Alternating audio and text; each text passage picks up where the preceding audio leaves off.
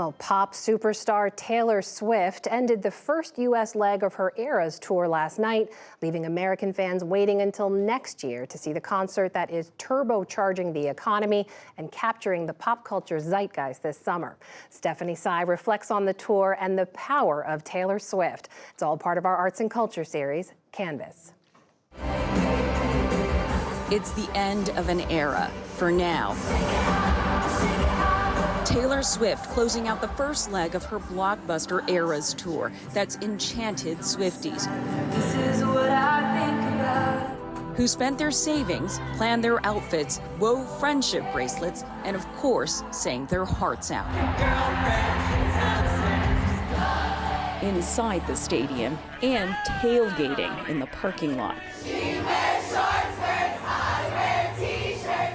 The 33-year-old pop phenom is shattering ceilings with this tour, predicted to be the highest grossing in history, over $1 billion in sales. Demand alone broke records. She sold a whopping 2 million tickets in the first 24 hours, temporarily shutting down Ticketmaster, driving resale prices through the roof, and even prompting calls for action in Washington. Ticketmaster ought to look in the mirror and say, I'm the problem. It's me. At her first stop in Glendale, Arizona, renamed Swift City for the event, I scored tickets for me and my daughter.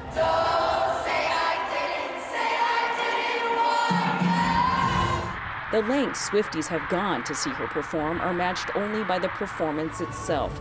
3 hours packed with 44 songs, surprise performances, dazzling costume changes, and choreography spanning 10 studio albums, or eras. Fans met the excess with their own. On average, people spend about $100 to $500 on any given concert. People are spending $1,300 on average to go see Taylor Swift.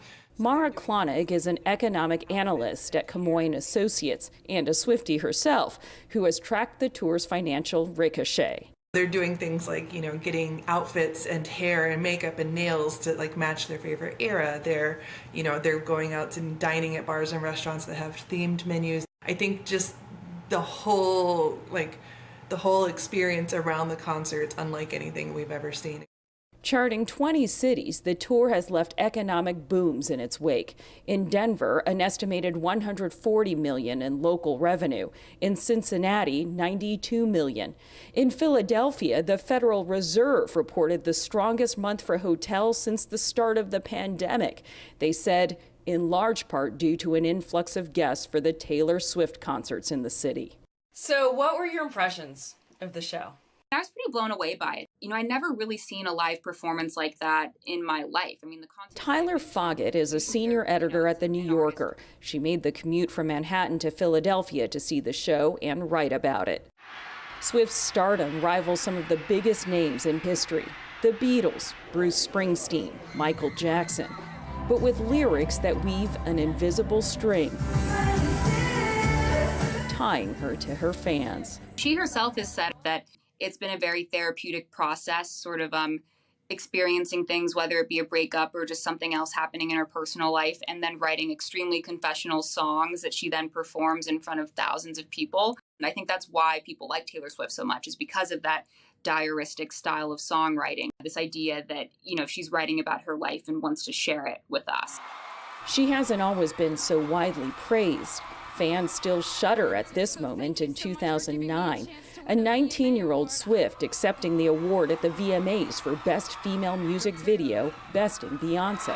I'm really happy for you. I'm gonna let you finish. It ignited a years-long feud with Kanye West and the lyrics for some of the songs on the album Reputation.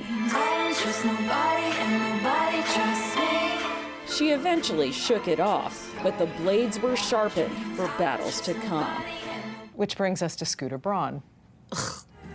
10 years later, no longer the rising teenage country star, Swift announced her former record label's $300 million deal, giving control of her studio master albums to Scooter Braun, with whom she had bad blood.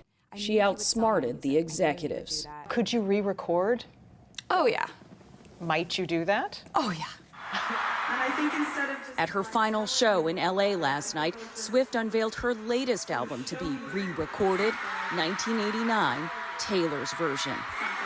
Retaking ownership of her music has made her the man to even the early skeptics.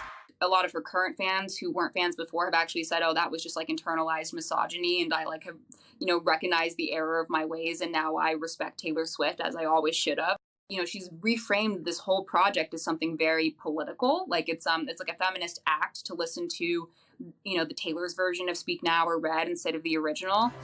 Swift's concerts kicked off the girl boss summer, one also defined by Greta Gerwig's blockbuster Barbie movie and Beyoncé's World Renaissance Tour.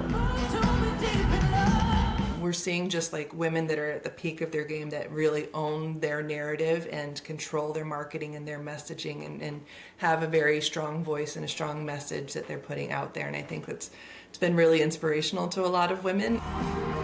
And more women will get to see it live as Taylor Swift goes abroad and adds new American tour dates next fall. For the PBS NewsHour and for the Swifties, I'm Stephanie Sy.